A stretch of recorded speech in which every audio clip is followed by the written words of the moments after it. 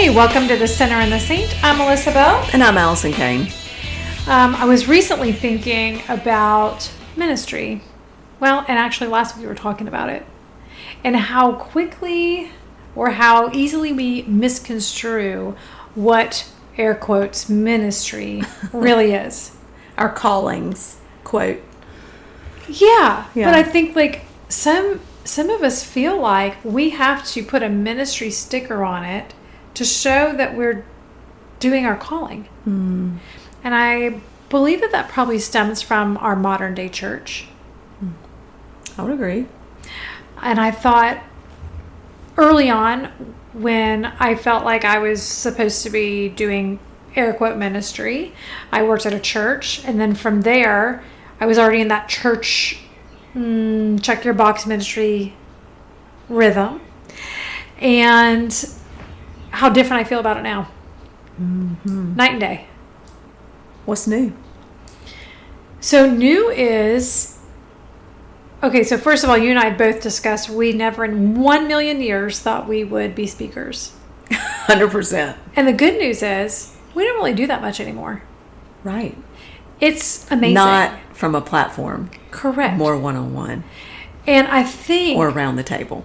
Around the table. Mm-hmm. I think when you get excited and, you know, you feel like you have a calling or all that sounds so woo-woo, but you understand what I'm saying.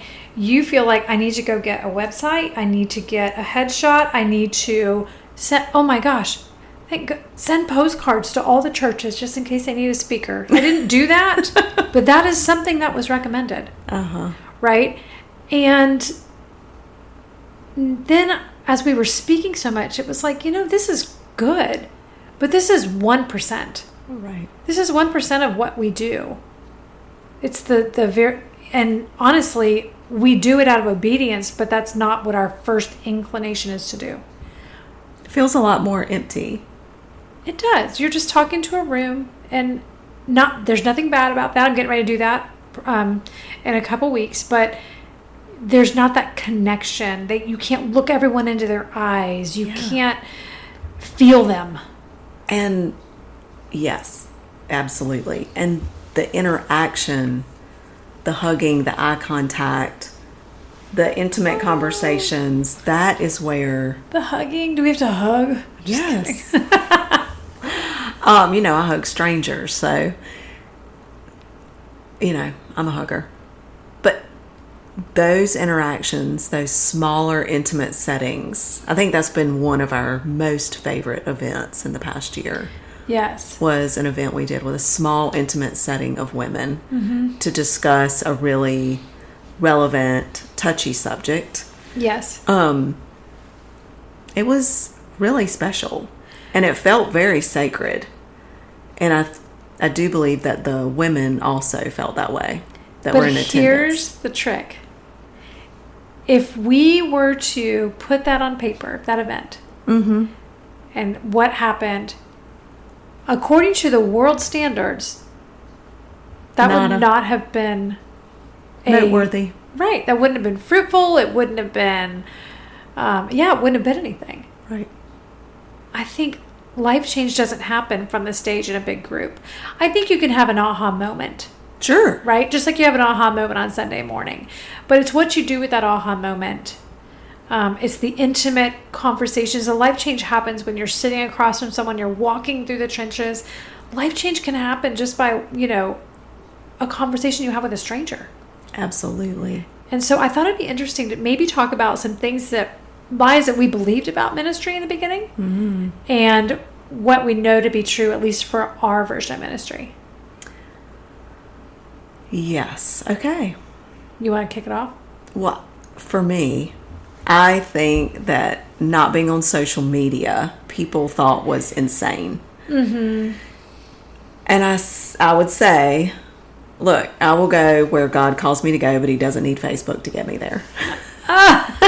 Would things look totally different now after 2 decades of ministry if I was on Facebook? Yes. Would it be how I foresaw or what I felt God intended for me to have? No. Mm-hmm. it's a little scary to think about the vortex of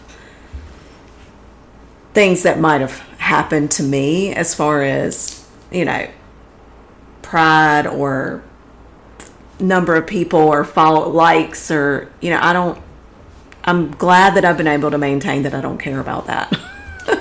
Yes. But it would have been really hard if I was in it to maintain that. It feels like. If you were already in social media, it'd be hard to maintain the 100%. If I'd been doing it for 20 years, I feel as if, and been on, it would have grown in that way, and it would be something that I didn't think God intended for it to be. Right, and it wasn't who you were. Exactly. Yeah. And always wanting to stay true to myself and try to follow. It was scary enough to step out and to follow God in the way he called me. That probably helped. I certainly wasn't going to add on anything else of my own design. Right. To the formula, because I knew, okay, you're calling me to this, so I'm not adding anything else. But I feel as if, comparing it to what we may have or not have can be daunting and lead people astray when it comes to them thinking about their callings and their ministry in life, like what God has called them. Yeah. And their gifts. I love 2 Timothy 1, I think it's like verse 7. He says, God doesn't want us to be shy with his gifts, but bold and loving and sensible. All those 3 words, bold, loving, and sensible. Yes. And he doesn't want us to be shy with them, but he wants us to be sensible as well. And also loving and also bold. And I don't think we give enough credit to the gifts of, we've talked a lot about just having people in your home, that's hospitality. But I had dinner with someone this week, and we were talking about places that we volunteer. And she is a special ed teacher for Wake County. She's an assistant teacher. And she said, I feel like my job is my volunteering. And I love it so much. I said, it's your calling in your ministry. Yeah. She loves those kids and she loves her job. That's amazing. And that is a gift that she is sharing. She doesn't have a website. Yeah. She doesn't have, she didn't have to, it's not at church. She gets, a little bit of money for it. Certainly not enough. None of our teachers do. But that is her calling and her giftedness. And isn't it amazing when people can find a job right that pulls in their gifts and their calling in their ministry. She has found her place. I think it's also important to remember that depending on what phase of life you're in, it's going to look different. Absolutely. I remember thinking, once my kids are out, then I'll just probably want to go and speak and travel. That sounds terrible now. Oh my gosh. After 2-3 years of that, I was like, I'm good. I don't need to do that anymore. It's exhausting. You know what I do want to do? I want to go to my neighbor's house and sit on their back deck and chat. Real change is made. Yeah. I want to check on my neighbors. We live in an older neighborhood where the youngins. And so we pick up their mail for them. So while they're out of town, we watch after one another, and we just invite people in. We're kind, we're loving. I remember, pulling weeds in my garden because I love that. And I felt like God was saying, Melissa, you love them and I'll judge them. That was his little message for me. And I wasn't judging my neighbors at that time, but it was just this thing I keep telling myself, especially when I encounter people out on the street that may not be where I think, even if I don't know them, why would they be doing that? I would never do that. Then I hear God say, you love them, I'll judge them. Yes. Anyway. I think what you're saying about the stages of life is so very true. I had a little neighborhood birthday dinner, and a few of the women many of us are empty nesters now, and we were talking about how things change. And we're in this different phase of life, and some of us are just getting our sea legs a little, like we're just a year into empty nesting. And someone mentioned, she said, I love that you found a place where you really enjoy volunteering. And she said, I have not found that yet. She mentioned, when the kids were around, I threw myself into PTA or things at school and volunteering there, helping the teachers out. That was meaningful. She said, now without the kids, I feel as if I'm starting from ground zero and trying to figure out what that is. And she said, I would love to find something that I'm really passionate about. And so, as we talked about last week, I think she's in that waiting period. It's not that it's not going to come, Right. and she is using her gifts in other ways, maybe, and there will be something for her that she'll feel passionate about. Sometimes it just takes a little time, and it's like, oh, I wonder what God is doing in this wait while she's waiting to figure that out. I mean, she has a full-time job too, so that makes it a little more challenging.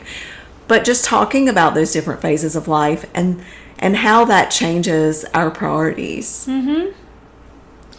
I do think also you have to understand that your daily rhythm is serving and loving other people. It is. It could be you don't have to go search out a volunteer position necessarily. No. I do believe that every encounter that we have can show the love of Christ. Every single encounter. One of my friends, and she makes sure she says the person's name, the name tag. Yes, me Every too. time. I know that sounds so minimal, but how many people take time to get to know their name? You don't even have to ask a follow-up question. Just like, well, hey, Joe, hope you're having a great day today. That's it. And so Joe's having a bad day. He's going to remember that sweet little face that said, hey, Joe. My son and I had a little misunderstanding via text, shocking, with some older neighbors earlier in the week. And so much of that makes sense. they're in their 70s. And so they go out to the airport every day. He used to work for the FAA. And he also used to work in the military. And so every day they come all the way in from way Benson area to hang out at the airport. Really? And I have said, we're going to get out there to see you. But life is busy. It just is. But I said, no, you're going to be present. God keeps bringing these people to your mind. Be present. So I messaged her and I said, hey, when y'all going to the airport, we'll try to meet you sometime. I don't know what she read. I didn't hear for an hour and a half. No word. So, and that's not uncommon. We'll, get back to each other a couple days later.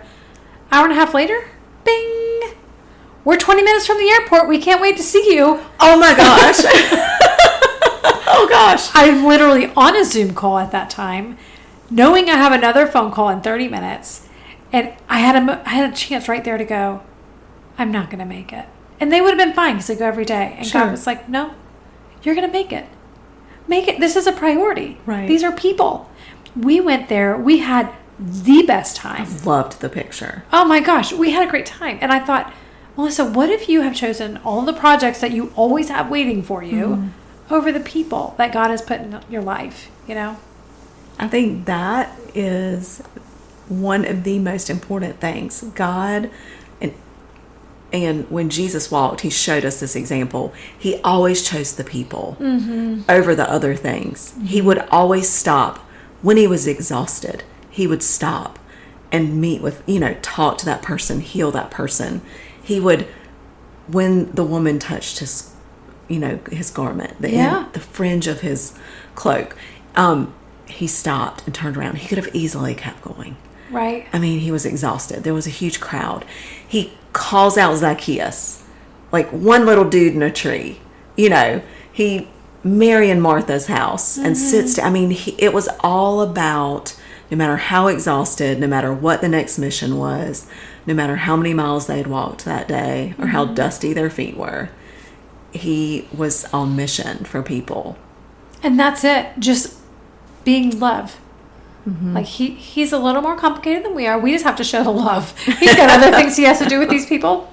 Yeah, he has the hard job. Right. If we would just we often pick up the hard job though. Yes. And which keeps us from loving people because we're so worried about, I can't get involved in that mess, or, oh gosh, they've got a lot going on. I want to keep my boundary up. This might make me look bad if people see me with them. Nope. I mean, like, let God do his job. If we would just focus on the interaction, the kind, bold, sensible interaction, and give what we have, the loving interaction, and then, leave them with that little dose of love for the day. And I do think that, we overcomplicate it. Sometimes we're like in our 70s and we're like, you know what? I've done my job. Now I'm just going to stay right here.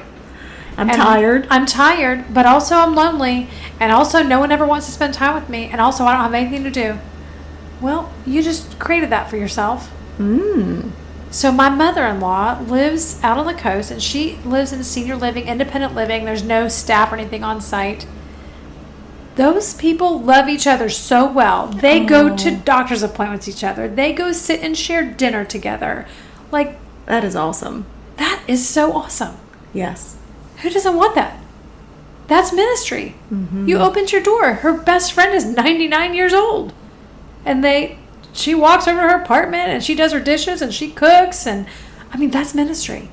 Right. So no matter where you are today, maybe you started a ministry or what you thought was a ministry and you feel like you failed or it didn't work, it didn't look how you thought it was supposed to look. Or God's like, okay. Done. Yeah. You're good. Thank you so much. Good and faithful servant. Next. Yeah. Next adventure. God's responsible for our results. We're just responsible for our obedience. So if you feel a little lost or you feel like you're not sure what's next, but you feel like you're not doing what you're supposed to be doing, first of all, that's not what God calls. We are not, we're not saved by our actions, thankfully. But also, pray to God. Ask him, what do you want me to do today? And it's normally for me, hang out the airport. Write a note. That's right. Send a text. How about you? Absolutely. It is the small things, and I have really begun to treasure those small intentional interactions, whether it be in person or with a card or whatever it is, so much more than anything that I do. Being fully present with people now is so rare. Yes. Because of the way that our world runs. Everything is so fast. It's so, it's 3 words and an emoji. Or it's an abbreviation and an emoji. I mean, the lack of intentional human interaction that people have these days is so small and so rare that I think it is the greatest ministry and gift that any of us have to offer over so many other things. Just to call someone by name, to know that they can sit down and be heard and be seen by someone else, a stranger that you hold the door for, and just making eye contact. Like when I'm in the grocery store line and someone's like, they're grabbing your stuff and they're, hey, how are you today? They're kind of going through the motions. I'll stop and I'll look at them and I say, I'm doing well, thank you. How are you today? And I look them directly in the eye. And it is so interesting. They always, like their face brightens. It's like they've been seen all of a sudden. Yes, and they're like, wow, she really means, right. How are you today? And if they don't sound completely convincing, I'll say, that was almost convincing. Is there a way I could pray for you? And that's where my boldness comes in. Yeah. Because they might not be a crowd. I don't know what they are, but I can still say that. Yeah. And then if they don't touch it with a 10-foot pole, fine, moving on, taking my groceries and going home. I love that. There is so much power in those moments. I think we just want you to understand that, ministry, as we call it, I don't want to call it ministry. It's just the way you live your life is ministry. You are to shine God's love into the world, and everybody you encounter will either feel loved and seen or dismissed. And I think going back to what I said about my friend, sit with God and have him help you sort through, what are the gifts that you've bestowed upon me, that you have blessed me with, these gifts that I love and enjoy. Because when we're doing those things that we love and enjoy, it really shows. Mm-hmm. You know, if you lay bricks and that comes naturally to you, then you're not going to want to hang sheetrock. Right. I don't know why a building metaphor came into my mind. Probably from, us talking about years of I think last week we were talking about building permits. Oh, that's right. That's right. But focus on those things and then ask God, how can I be sensible with these and bold with this and live it out every single day? Because there is so much beauty. And I feel as if I see God more at work in these special sacred moments of eye contact and a hello or a phone call than any other place in my life. I agree. I love that. So I hope you're encouraged today that you're not doing ministry wrong. You're probably doing ministry, you don't even know it. And don't feel guilty if you aren't volunteering at church. Am I allowed to say that out loud? Yes, of course. Yeah, like don't feel guilty. You are living out exactly what you're supposed to be living out right now. And if you're not, ask God, what am I supposed to do today? And then do it. And then do it. Yeah. That's the tricky part. Even if it's like, build this, there's flood coming, you need to build this ark. And then the flood doesn't show up for over 100 years. If you don't know what she's talking about, go back to last week. Wow. Exactly. Hey, thanks for joining us this week on The Sinner and the Saint.